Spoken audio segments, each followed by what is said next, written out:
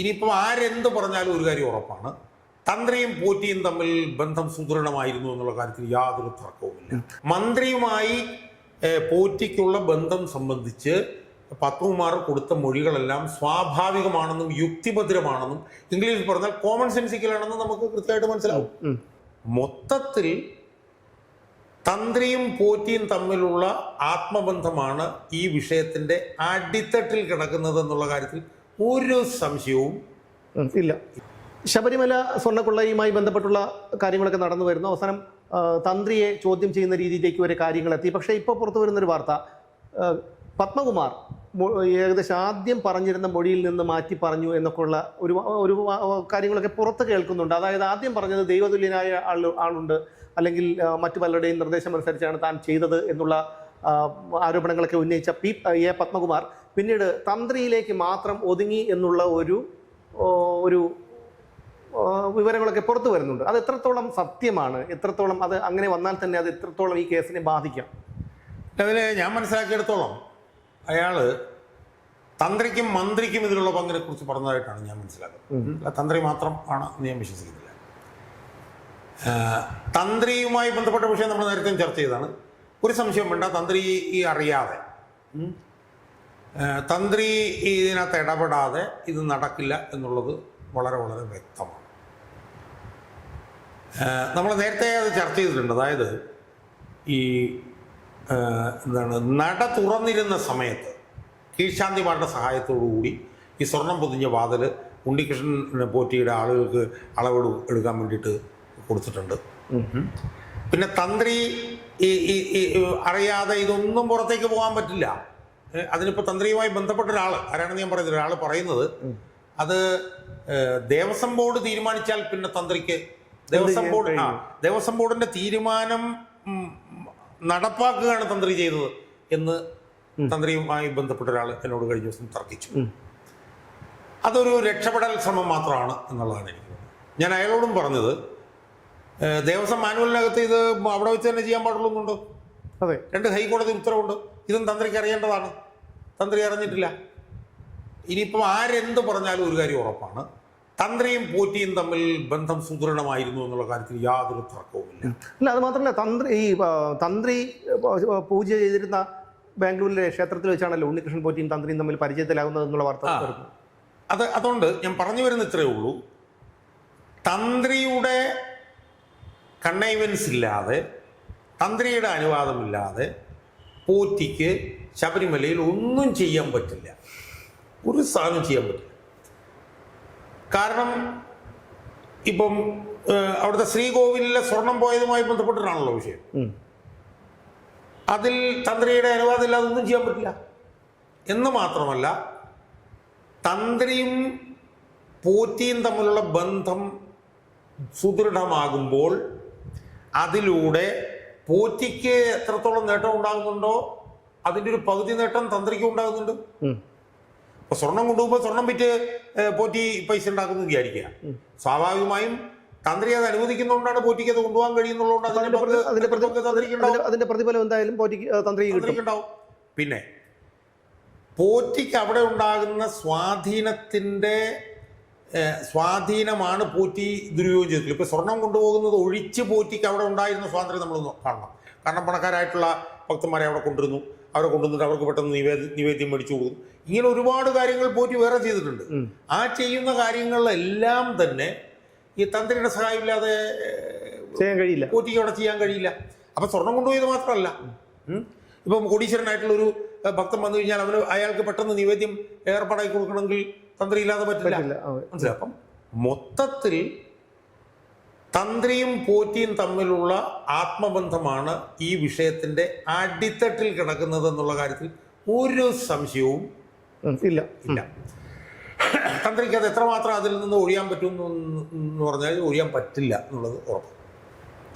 പിന്നെ തന്ത്രിയെ അറസ്റ്റ് ചെയ്താലുണ്ടാകുന്ന പ്രത്യേകതകൾ, കാര്യങ്ങൾ, അതൊക്കെ അന്വേഷണ സംഘത്തിനൊക്കെ പ്രശ്നമായിരിക്കും. പക്ഷെ തന്ത്രിക്ക് അതുണ്ട്.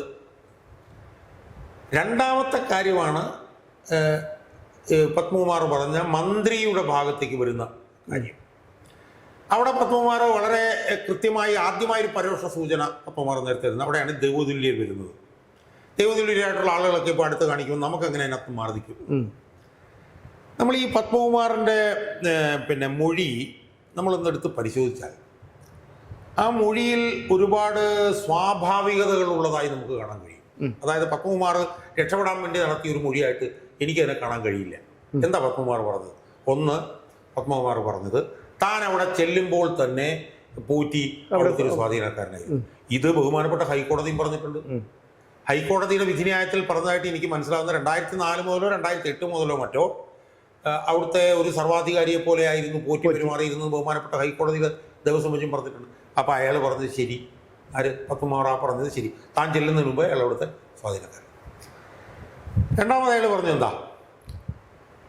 സ്പോൺസറായിട്ട് താൻ ചെല്ലുമ്പോൾ തന്നെ ഉണ്ണികൃഷ്ണൻ പോറ്റിയുണ്ട്. ആ ഉണ്ണികൃഷ്ണൻ പോറ്റി ഈ സ്വർണം ഭൂഷണവുമായി ബന്ധപ്പെട്ടിട്ടുള്ള വിഷയങ്ങളിൽ അത് ചെയ്യാൻ തന്നെ അനുവദിക്കണം എന്ന് ആദ്യം പറഞ്ഞത് ആദ്യം അതിനുള്ള അനുവാദം ആവശ്യപ്പെട്ടത് ദേവസ്വം മന്ത്രിയുടെ അല്ലെ ദേവസ്വം വകുപ്പിൽ നിന്നോ ആണ് എന്നാണല്ലോ പിന്നെ പത്മകുമാർ രണ്ടാമത്. അതിനും ഒരു ലോജിക്കുണ്ട്,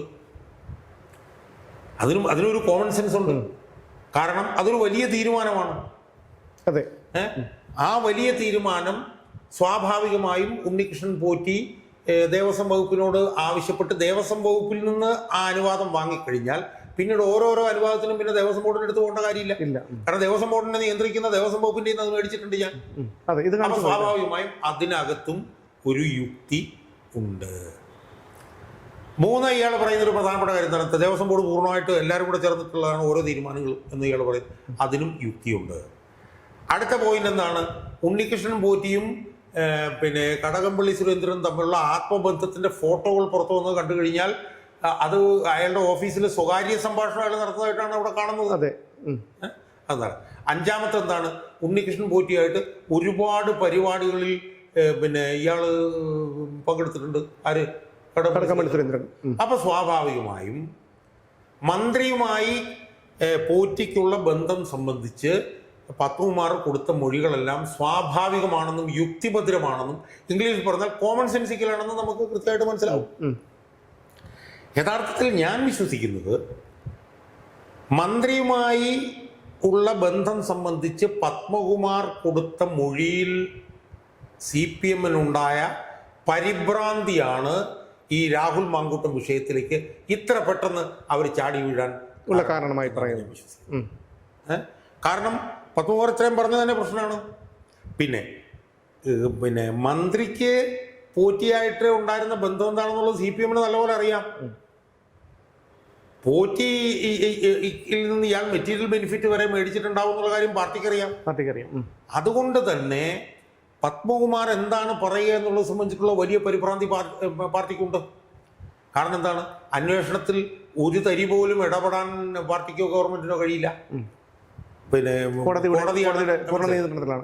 രണ്ട്, ഇതുവരെ SIT എടുത്തിട്ടുള്ള നയസമീപനങ്ങൾ നോക്കിയാൽ SIT പാർട്ടിയുടെയോ ഗവൺമെന്റിന്റെയോ സ്വാധീനത്തിന് വഴങ്ങി അല്ല തീരുമാനം എടുത്തിട്ടുള്ളത് എന്നുള്ളത് അവർക്കറിയാം. അതുകൊണ്ടാണ് ഇവർ രണ്ടുപേരും അറസ്റ്റിലായത്. പിന്നെ പത്മകുമാറിനെ സംബന്ധിച്ചിടത്തോളം പത്മകുമാറിനെ രക്ഷപ്പെടണമെന്നുണ്ടെങ്കിൽ പത്മകുമാറിന്റെ മുകളിലുള്ളവരുടെ ബന്ധം പറഞ്ഞാൽ മാത്രമേ പത്മകുമാറിന് രക്ഷപ്പെടാൻ കഴിയുള്ളൂ. അതെ. അപ്പൊ അതുകൊണ്ട് തന്നെ ഏത് നിമിഷവും പത്മകുമാർ മുകൾ തട്ടിലേക്കുള്ള ബന്ധം പുറത്തേക്ക് കൊണ്ടുവരാനുള്ള സാധ്യതയുണ്ട് എന്ന് മനസ്സിലാക്കിയ CPM-ഉം പിന്നെ പാർട്ടിയും കൂടി ചേർന്ന് തട്ടിക്കൂട്ടി എടുത്തിട്ടുള്ള ഒരു സാധനമാണ് രാഹുൽ മാങ്കൂട്ടം വിഷയം എന്നുള്ള കാര്യത്തിൽ യാതൊരു തർക്കവുമില്ല. അല്ല, രാഹുൽ മാങ്കൂട്ടത്തിൽ വിഷയം അവിടെ നിൽക്കുമ്പോൾ തന്നെ നമുക്കിപ്പോൾ അവസാനത്തെ അറസ്റ്റ് നടന്നത്, അതായത് അവസാനത്തെ അറസ്റ്റ് ആയിരുന്നു വാസുവിൻ്റെ എന്നല്ലേ?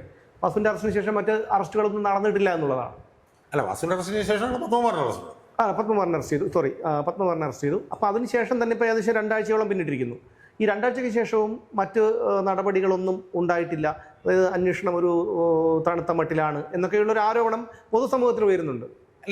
കാലതാമസം എന്താണ്? നമ്മൾ കണ്ട ഒരു കാര്യം, അത് ഞാൻ പൂർണ്ണമായിട്ട് തള്ളിക്കളയുന്നില്ല.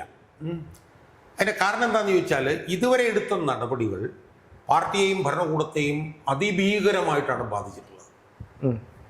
ജനങ്ങൾ വലിയ തോതിൽ തങ്ങൾക്കെതിരെ തിരിഞ്ഞു എന്നുള്ളത് തെരഞ്ഞെടുപ്പ് പ്രചരണവുമായി നാട്ടിലിറങ്ങിയ CPM-കാർക്ക് മനസ്സിലായിട്ടുണ്ട്. ഒരു വീട്ടിലും ചെന്ന് കയറാൻ പറ്റുന്നില്ല. അത് CPM-ന് അതിനകത്തുണ്ടായ പരിക്കിൻ്റെ ഒരു പ്രധാനപ്പെട്ട കാരണം എന്താണെന്ന് ചോദിച്ചാൽ CPM-ന്റെ വോട്ട് ബാങ്കാണ് ഈ ഹിന്ദു മതം എന്ന് പറയുന്നത്. CPM-ന്റെ 45% വോട്ട് ബാങ്ക് ഹിന്ദുക്കളാണ്. അപ്പം അപ്പം ഈ ജനങ്ങളിലേക്ക് അവരിറങ്ങില്ല, അവരുടെ പാർട്ടി വീടുകളിൽ പോലും ശബരിമല വലിയ തോതിൽ ഇമ്പാക്റ്റ് ഉണ്ടായി എന്ന് അവർ മനസ്സിലായി. കാരണം വെച്ചാൽ CPM-കാർ മറ്റുള്ളവരിൽ ചെന്ന് വോട്ട് പിടിക്കുമ്പോൾ ഉണ്ടാകുന്ന ഇമ്പാക്റ്റ് അല്ല, അവരുടെ ഉള്ളിൽ തന്നെ ഇത് അതിഭീകരമായിട്ടുള്ള പ്രശ്നമാണെന്നുള്ളത് അവർക്ക് മനസ്സിലായി. സ്വാഭാവികമായും അതിൻ്റെ പശ്ചാത്തലത്തിൽ തെരഞ്ഞെടുപ്പിന് മുമ്പ് തങ്ങൾക്ക് പരിക്ക് പറ്റുന്ന നീക്കങ്ങളൊന്നും നടക്കരുത് എന്നുള്ള നിലയിൽ അന്വേഷണ സംഘത്തിന് മേൽ അവർ സമ്മർദ്ദം ചെലുത്തുന്നുണ്ടാവും എന്നുള്ള കാര്യത്തിൽ ഒരു തർക്കവുമില്ല. പക്ഷെ ആ സമ്മർദ്ദം എത്രത്തോളം ഫലപ്രദമാകുമെന്നാണ് കണ്ടറിയേണ്ടത്. കാരണം SIT ബോധിപ്പിക്കേണ്ടത് കോടതിയിലാണ്. അവർക്ക് ആകെ ചെയ്യാൻ കഴിയുന്നത് കോടതിയെ ഏതെങ്കിലും രീതിയിൽ വരുതിയിലാക്കുക എന്നുള്ളത്. ഞാൻ പറഞ്ഞത് അതിൻ്റെ ഇമ്പാക്റ്റ് എന്തായിരിക്കും എന്നുള്ളത് നമുക്കിപ്പോൾ പറയാൻ പറ്റില്ല. പക്ഷേ സമ്മർദ്ദം ഉണ്ടാകുമെന്നുള്ളത് വളരെ ക്ലിയറാണ്. അതെ. ഉദാഹരണത്തിന് ഈ പെൺകുട്ടിയുടെ വിഷയവുമായി ബന്ധപ്പെട്ട് കഴിഞ്ഞ ദിവസം H. വെങ്കടേശനെ മുഖ്യമന്ത്രി ഓഫീസിലേക്ക് വിളിച്ചിരുന്നു ഈ പെണ്ണിന്റെ പരാതി. പക്ഷെ ആ സമയത്ത് ഇത് സംസാരിച്ചിട്ടുണ്ടാവുന്നത് ഉറപ്പാണ്. അതെ. പിന്നെ പിണറായി വിജയൻ അത് ചെയ്യുമ്പോൾ എങ്ങനെ ചെയ്യും എന്നുള്ളത് നമുക്കറിയാമല്ലോ. മനസ്സിലായി. അപ്പോൾ ആ നിലയിലുള്ള വലിയ സമ്മർദ്ദം ഗവൺമെന്റ് ഭാഗത്ത് നിന്ന് ഉണ്ടായിക്കൊണ്ടിരിക്കുന്നുണ്ട്. അതിൻ്റെ പ്രത്യാഘാതം, അതിന്റെ ഇമ്പാക്റ്റ് എന്താണെന്ന് അറിയാൻ 3-ാം തീയതി വരെ നമ്മൾ കാത്തിരിക്കണം അന്തിമ റിപ്പോർട്ട് കൊടുക്കുന്നത്. പക്ഷേ അത് അന്ന് കൊടുക്കണമെന്ന് നിർബന്ധമില്ല അന്വേഷണം. കാരണം 16 പ്രതികളിൽ 5-6 പ്രതികളെ അറസ്റ്റ് ചെയ്തു. അപ്പോൾ സ്വാഭാവികമായും അന്ന് ഇത് നീട്ടിവെക്കാനാണ് സാധ്യത. എന്തായാലും ഞാനിപ്പോൾ വിശ്വസിക്കുന്നത് ഇനിയിപ്പോൾ ഏതാണ്ട് ഒരു 8-10 ദിവസമേ ഉള്ളൂ എന്നുള്ളത് കൊണ്ട് തിരഞ്ഞെടുപ്പിന് മുമ്പ് എന്തെങ്കിലും സിഗ്നിഫിക്കൻ്റ് ആയിട്ടുള്ളൊരു നീക്കം ഇതിനകത്ത് നടക്കും എന്ന് ഞാൻ കരുതുന്നില്ല. കാരണം ആ നീക്കം സത്യം പറഞ്ഞു കഴിഞ്ഞാലുള്ളൂ, ഞാനുള്ള കാര്യം തുറന്നു പറയാം. ഞാനൊരു വീഡിയോയും ഞാൻ ചെയ്തു. ഞാൻ കോടതി ന്യായാധിപന്മാരും കുറച്ചൊക്കെ ഒന്ന് ശ്രദ്ധിക്കുന്നത് നല്ലതാണ് എന്ന് പറഞ്ഞ് ഞാനൊരു വീഡിയോ ചെയ്തു. കാരണം എന്തും ചെയ്യാൻ മടിയില്ലാത്ത ഭരണകൂടമാണ് ഇവിടെ ഉള്ളത്. അതിന് ഞാൻ അന്ന് പറഞ്ഞതാണ്, ലാവ്ലിൻ കേസിൽ പിണറായി വിജയനെതിരെ വിധി കൊണ്ടുവന്ന ചീഫ് ജസ്റ്റിസിനെ പ്രതീകാത്മകമായി നാടുകടത്തുകയും അയാളെ ഒരു സ്വാശ്രയ കോളേജിൻ്റെ ഒരു പാർട്ടിയിൽ അയാൾ പങ്കെടുത്തു എന്ന് പറഞ്ഞ് ഒരേ പ്രചരണം നടത്തിയവരായിരുന്നു. അല്ല, ഇപ്പോൾ തന്നെ ഞാൻ ഇത് പറയുമ്പോൾ പറയാതെ വയ്യ കേട്ടോ. അതായത് ഈ പല സ്ഥലങ്ങളിൽ നിന്നും നമ്മളെ ഈ പരിചയക്കാരും ഒക്കെ വിളിച്ച് പറയുന്നത്, പല ജില്ലകളിൽ നിന്നും വിളിച്ച് പറയുന്നത് ഈ സ്ത്രീ സ്ഥാനാർത്ഥികളെ, എതിർഭാഗത്തുള്ള സ്ത്രീ സ്ഥാനാർത്ഥികളെ കുറിച്ച് അപവാദ പ്രചരണങ്ങൾ പ്രചരിപ്പിക്കുകയാണ്. അതിന് പോസ്റ്റർ ഇപ്പോൾ മറ്റൊന്നുമല്ല. ഇപ്പം മറ്റുള്ള ആൾക്കാരോട് പറയുകയാണ് ഇവർ, CPM-കാർ മാത്രം പറയുകയാണ്, അവർക്ക് മറ്റവനുമായിട്ട് ഇതുണ്ടായിരുന്നു, അവരുമായിട്ട് രഹസ്യ ബന്ധമുണ്ട്, ഇവള് മറ്റേ മയക്കുമരുന്ന് കേസിൽ പെട്ടതാണ്, കോളേജിൽ പഠിച്ചുകൊണ്ടിരുന്നപ്പോൾ. അതൊക്കെ ഇലക്ഷനുമായി ബന്ധപ്പെട്ടവർ. അല്ല, ഞാൻ പറയുന്നത് CPM എന്തും ചെയ്യാൻ മടിയില്ലാത്തവരാണെന്ന് താങ്കൾ പറഞ്ഞതുകൊണ്ട് പറഞ്ഞതാണ്. ചെയ്യാൻ മടിയില്ലാത്തെന്നുള്ളത് ഞാൻ പറഞ്ഞത്, എന്ത് ചെയ്യാൻ മടിയില്ലാത്തെന്ന് പറഞ്ഞാൽ സാധാരണ ജനങ്ങളുമായി ബന്ധപ്പെട്ട് തെരഞ്ഞെടുപ്പുമായി ബന്ധപ്പെട്ടതല്ല, ജഡ്ജിമാരുടെ കാര്യത്തിൽ പോലും, അതെ, ഹൈക്കോടതി ന്യായാധിപന്മാരുടെ കാര്യത്തിൽ പോലും എന്ത് ചെയ്യാൻ മടിയില്ലാത്തവരാണ് CPM-കാർ. അതുകൊണ്ടാണ് മാസപ്പടി കേസിൽ നിന്ന് 3 ജഡ്ജിമാർ പിന്മാറിയത്. ലാവ്ലിൻ കേസിൽ നിന്ന് മുമ്പ് 3 ജഡ്ജിമാർ പിന്മാറിയിട്ടുണ്ട്. ഇപ്പോൾ തന്നെ രാജാ വിജയരാഘവനും KV ജയകുമാറിനും കിട്ടിക്കഴിഞ്ഞാൽ കടിച്ചു തിന്നാനുള്ള ദേഷ്യമുണ്ട് CPM-കാർക്ക്. കാരണം അത്രയ്ക്ക് പരിക്ക് ഇപ്പോൾ തന്നെ ഉണ്ടായിക്കഴിഞ്ഞു. മനസ്സിലായി. ആ സാഹചര്യത്തിൽ ഇനി ഇലക്ഷന് മുമ്പ് ഒരാളെയും കൂടെ അറസ്റ്റ് ചെയ്താലുണ്ടാവുന്ന അല്ല, ഒരുപക്ഷെ അതൊരു സമ്മർദ്ദത്തിന്റെയോ അല്ലെങ്കിൽ ഒരു വേറെ എന്തെങ്കിലും രീതിയിലുള്ള ഒരു ഇതായിരിക്കും. അതായത് ഇലക്ഷന് മുമ്പ് ഇനി ഒരു അറസ്റ്റോ അല്ലെങ്കിൽ അതിസങ്കീർണമായ മറ്റൊരു നടപടിയോ SIT-യുടെ ഭാഗത്ത് നിന്ന് ഉണ്ടാകില്ല എന്നുള്ള ഒരു നീക്കമൊക്കെ അതൊരു സ്വാഭാവിക സാധ്യത തന്നെയാണ്. കാരണം എന്താണെന്ന് വെച്ചാൽ 2 പ്രശ്നങ്ങളുണ്ടായിരുന്നു. ഒന്ന്, ഇലക്ഷന് മുമ്പ് ഒരു അറസ്റ്റ് ഉണ്ടായി കഴിഞ്ഞാൽ പിന്നെ CPM ഇപ്പോൾ ഇലക്ഷൻ തന്നെ നേരിടേണ്ട കാര്യമില്ല, തീർന്നു എന്ന് വരും. മനസ്സിലായി. 2, അപ്പം ജഡ്ജിമാരും നോക്കുമ്പോഴത്തേക്കും ഇത്രയും നമ്മൾ ചെയ്തു, ഇത്രയും പരിക്കുണ്ടാക്കി, ഈ ഒരാഴ്ച ഒന്ന് താമസിപ്പിച്ചു കഴിഞ്ഞാൽ എന്താ കുഴപ്പം എന്ന് അവർക്ക് ചിന്തിക്കാവുന്നതേ ഉള്ളൂ. ജഡ്ജിമാരുടെ ഭാഗം SIT-യുടെ ഭാഗത്ത് നിന്ന് അവർക്കും പ്രശ്നം ഉണ്ടാവും. ഇപ്പം തന്നെ വരട്ടിയിട്ടുണ്ടാവും എന്നുള്ളത് ഉറപ്പാണ്. കാരണം ഈ അന്വേഷണം കഴിഞ്ഞാൽ നീയൊക്കെ ഞാൻ 4-5 മാസം കൂടെ ഉണ്ടാ, ഞങ്ങളുടെ കീഴിൽ വേണം പ്രവർത്തിക്കാൻ എന്നുള്ള നിലയിൽ പറയാം. പിന്നെ ജഡ്ജിമാർക്കും ബന്ധുക്കളുണ്ട്, ഇവർക്കും ബന്ധുക്കളുണ്ട്, അവർക്കൊക്കെ കേരളത്തിൽ ജീവിക്കണം. അതുകൊണ്ട് ചെറിയ കാര്യമല്ല. അതുകൊണ്ട് സ്വാഭാവികമാണല്ലോ അടുത്ത സിറ്റിംഗ് വരുമ്പോൾ അന്വേഷണം പൂർത്തിയായിട്ടില്ല, അന്വേഷണം പൂർത്തിയാക്കാനായിട്ട് 2-3 ആഴ്ചയും കൂടെ വേണം എന്ന് SIT-ക്ക് ആവശ്യപ്പെടാം. അത് കൊടുക്കുന്നത് സ്വാഭാവികമാണ്. കാരണം എന്താണ്, 3-ാം തീയതിയാണ് വരുന്നത്, 9-ാം തീയതിയാണ് ഇലക്ഷൻ, 6 ദിവസം കൊണ്ട് ഒന്നും നടക്കാൻ പോകുന്നില്ല. അതുകൊണ്ട് സ്വാഭാവികമായി ഞാനിപ്പോൾ നിരീക്ഷിക്കുന്നത് അടുത്ത 3-ാം തീയതിയുടെ സിറ്റിംഗ് വരുമ്പോൾ പിന്നെ ഒരു 3 ആഴ്ചത്തെ കൂടെ കിട്ടും. കാരണം എന്താ വെച്ചാൽ ഇതിനുള്ളിൽ തന്നെ വലിയ പരിക്കുണ്ടായി കഴിഞ്ഞു. ആ പരിക്ക് യഥാർത്ഥത്തിൽ CPM-നെ തീർക്കും എന്നുള്ള കാര്യത്തിൽ ഒരു തർക്കവുമില്ല. CPM-ന്റെ സ്വന്തം വോട്ട് ബാങ്കിൽ നിന്നാണ് ഏറ്റവും വലിയ. ഇപ്പൊ 2019 CPM-ന് ഏറ്റവും കൂടുതൽ ചോർച്ച ഉണ്ടായത് എവിടുന്ന? CPM-ന്റെ വോട്ട് ബാങ്കിൽ. മനസ്സിലായി. അപ്പൊ അതിനേക്കാൾ വലിയ പരിക്ക് ഇപ്പൊ തന്നെ ഞാൻ പറഞ്ഞു. ഇപ്പൊ പുതിയ പുതിയ സംശയങ്ങളും ആളുകളുടെ വന്നിട്ടുണ്ട്. എന്താണെന്നറിയോ? ഈ യുവതി പ്രവേശം എന്ന് പറയുന്നത്, നിങ്ങൾ സുമേഷ് ഇടയ്ക്ക് പോയി യുവതി പ്രവേശം എന്ന് പറഞ്ഞ വിഷയം കൊണ്ടുവന്ന് തന്നെ സ്വർണ്ണം അടിച്ചു മാറ്റാനാണ് എന്നുള്ള സംശയം വന്നു. ഇന്നിപ്പോ ഒരു വനിത, എന്റെ സുഹൃത്ത് തന്നെ എന്നോട് ചോദിച്ചത്, ഈ രഹന ഫാത്തിമയെ അവിടെ കൊണ്ടുവന്നില്ല വേഷം മാറ്റി, ഈ ശ്രീജിത്ത് എന്ന് പറഞ്ഞ ഹെൽമെറ്റ് ഒക്കെ ഇട്ട് അവരെ കൊണ്ടുവന്നപ്പം അതിന്റെ പുറകിലും ദുരുദ്ദേശം, സ്വർണത്തിന്റെ ദുരുദ്ദേശം ഉണ്ടായിരുന്നോ എന്നൊക്കെ പറഞ്ഞ് CPM ചിന്തിക്കാത്ത നിലയിലേക്ക് ആളുകളുടെ സംശയങ്ങൾ പോയിക്കൊണ്ടിരിക്കുക.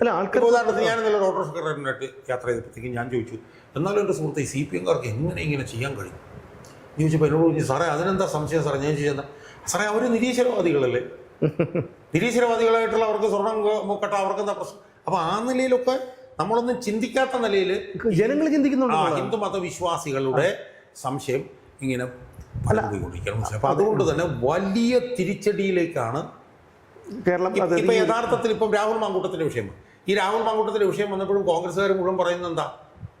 ഈ രാഹുൽ മാങ്കൂട്ടത്തിന്റെ വിഷയം വന്നുകൊണ്ട് യഥാർത്ഥത്തിൽ എന്താ സംഭവിച്ചത്? ഈ സ്വർണ്ണക്കുള്ള മറയ്ക്കാനാണെന്നുള്ള ചർച്ച കൂടുതൽ ശക്തമായി. കോൺഗ്രസ് നേതാക്കളും ജനങ്ങളും എല്ലാം ചർച്ച ചെയ്തു.